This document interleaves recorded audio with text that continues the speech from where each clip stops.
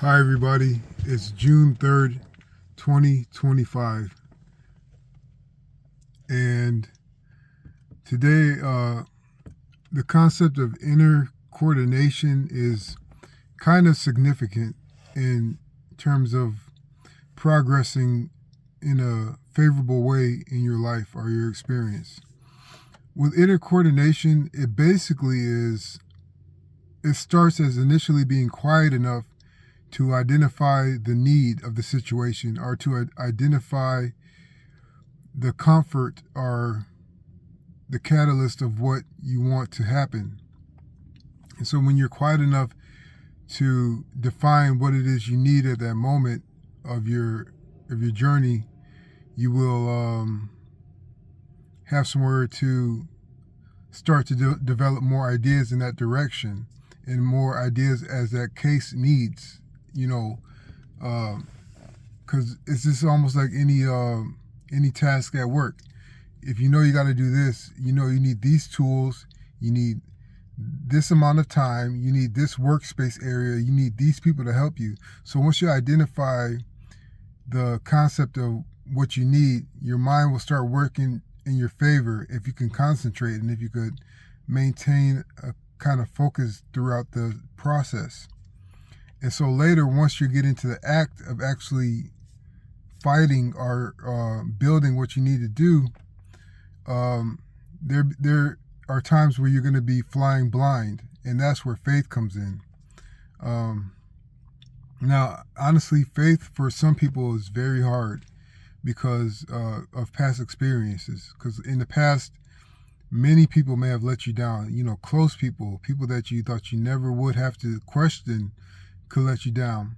And so that impacts your faith going forward, even when you're working by yourself, because some of that transfers on you sometimes, where you don't think you can trust yourself.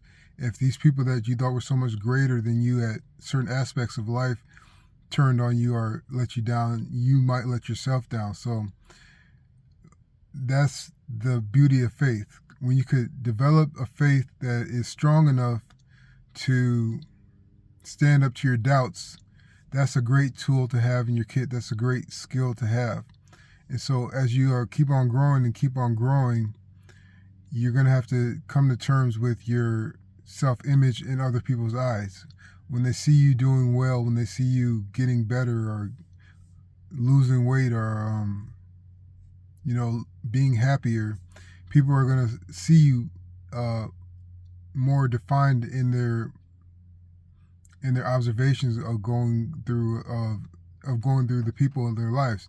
And so you will feel vulnerable to be open to judgment that way. And when you open to more people's judgment because you're more noticeable, it is just the way to kill all that is just to accept the fact that yes, you are flawed. It doesn't mean that you are any worth less than what you are or what you think you are.